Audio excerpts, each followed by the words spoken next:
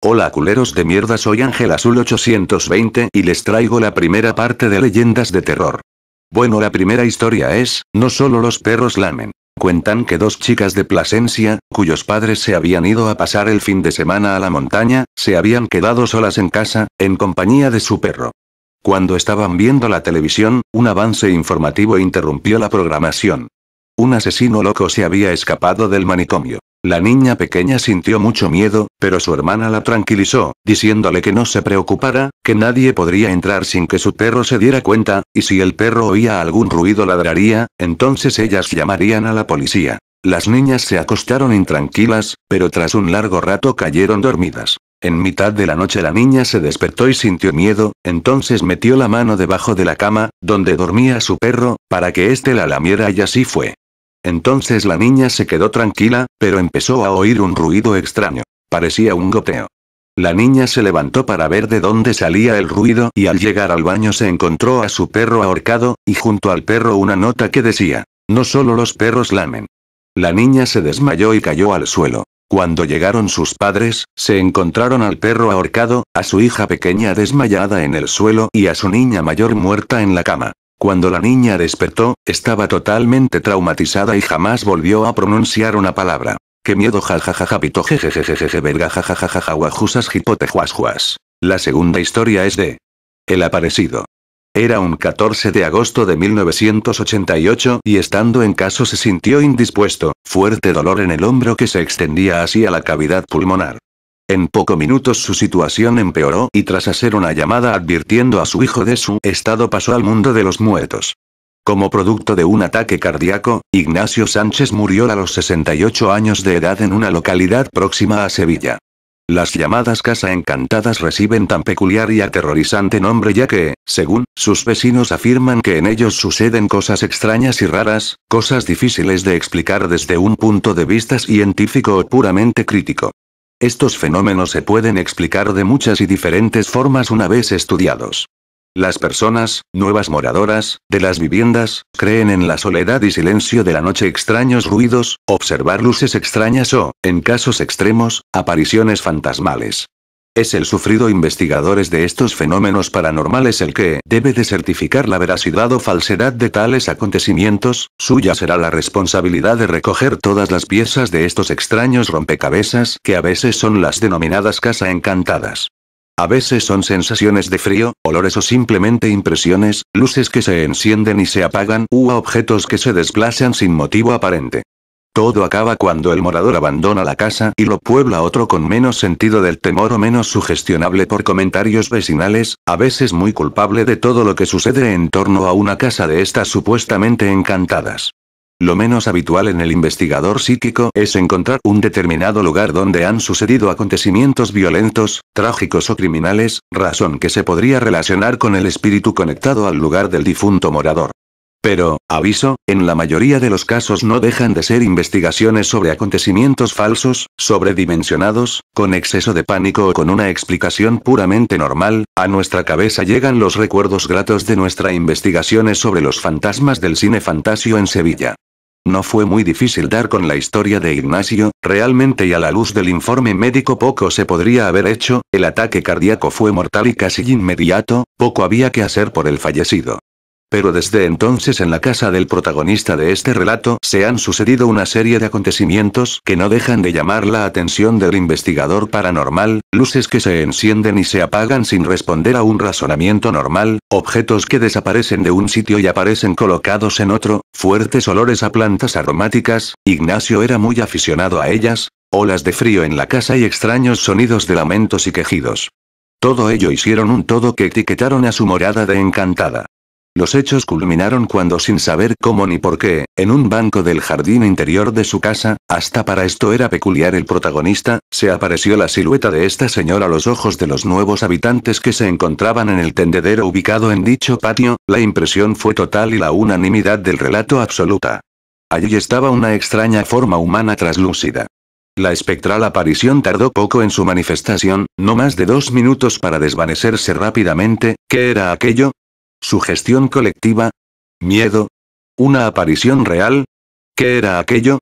Desde esta aparición, momento culminante de la vida paranormal de esta familia, los fenómenos han cesado, pero el recuerdo siempre estará vivo y presente en sus pensamientos y el miedo vive dentro. Los investigadores de los fenómenos paranormales encuentran difícil probar la existencia de fantasmas, si bien es cierto que muchos fenómenos por nosotros estudiados no tienen explicación coherente, normal o científica. A veces se atribuye a ilusiones, sugestión colectiva o cualquier otro efecto del intrincado mental de la raza humana. A veces cualquier cosa observada difusamente con un adecuado clima creado puede parecer un fantasma.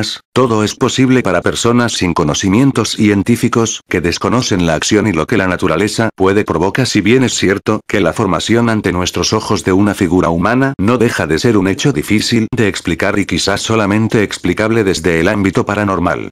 Rafael Caballero y José Manuel García. Bueno, la tercera es de la vieja mecedora, jajaja. Dicen que los objetos antiguos siempre tienen una historia detrás, sin poder ocultar lo que pasó anteriormente.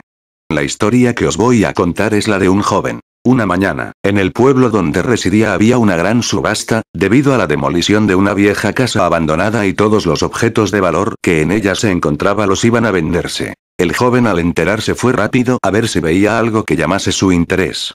Pensaba que sería una buena idea encontrar algo que le sirviera para el salón y pudiera a su vez no ser un simple adorno. Al llegar a la subasta, veía libros viejos, una lámpara de araña, algunos armarios y un baúl, pero nada que llamase su atención. La puja comenzó, hasta que de pronto vio que se subastaba una mecedora, que por muy simple que se viese, era perfecta para el rincón del salón. Así que después de estar luchando por ese asiento, consiguió comprarlo. Cuando llegó a su casa, abrió la caja que la contenía y la colocó en el lugar que había dispuesto para ella. Cómoda, confortable y barata, era perfecto para sus horas tanto de lectura como de sueño. Los días pasaban sintiéndose más orgulloso de la buena compra que había hecho, sin arrepentirse de nada, pues comía y se echaba su pequeña siesta, o a veces se ponía delante de algún libro a leer, balanceándose horas y horas. Una noche de tormenta oyó el crujir de la madera, pero pensó que aquel estruendo lo generaban los árboles de la calle. Se fue a dormir, porque por la mañana tendría que madrugar para ir a trabajar. Al día siguiente hacía su vida como siempre, hasta que llegaba la noche y volvía a oír ese extraño sonido, no produciéndola ni la tormenta, ni el viento, sonando en el interior de la casa. Bajó a ver lo que pasaba, pero todo estaba en calma. Lo más seguro que fuese que estaba soñando, pues eran las 3:30 de la mañana. El tiempo pasaba, haciéndose cada vez más repetitivo cuando daban las 3, pero siempre bajaba, lo revisaba todo, miraba cada rincón, pero no hallaba nada. Una noche no podía conciliar el sueño y se puso a leer a altas horas. Dieron las 3 de la mañana y allí seguía con su lectura, pasando páginas y más páginas, hasta que se levantó a por un vaso de agua. Mientras se encontraba en la cocina, oyó ese maldito ruido que lo tenía nervioso, pues no sabía de dónde provenía, observando que delante de sus ojos se movía la mecedora incesantemente. Pero allí no corría el viento por ninguna parte, y lo que fue más curioso que al ponerse delante del asiento, se paró en seco. El muchacho no podía creer lo que veía, pensaba que había leído demasiado y era todo producto de su imaginación. Al día siguiente se acercó a los que le vendieron la mecedora, para buscar respuestas a lo que le ocurrió, pero nadie le pudo contestar. Marchándose para su casa, sintiendo que lo sucedido la noche anterior fue desvaríos debido al cansancio. Dando el reloj y las 3 de la mañana, se escuchó de nuevo ese infernal ruido. El chico no salía de su asombro, pero todo esto debía de acabar, no podía continuar así, se tenía que deshacer urgentemente de ese condenado mobiliario. Bajando cada peldaño de la escalera hasta llegar al final, se topó delante de la mecedora, que se movía cada vez más ligera. Sin pensarlo actuó rápidamente dirigiéndose hacia ella, pero de repente cuando la fue a cogerla, un escalofrío atravesó su cuerpo, al sentir que una mano se posó en su hombro. A la mañana siguiente un compañero suyo de trabajo, se extrañó de que no fuera como cada día, pues siempre era muy puntual y si estaba enfermo, siempre llamaba para avisar. Acercándose a la casa donde vivía el joven, nadie respondía a las llamadas del timbre hasta que se fijó que la puerta estaba entreabierta. Adentrándose en el lugar, no podía ni imaginar lo que allí veían sus ojos.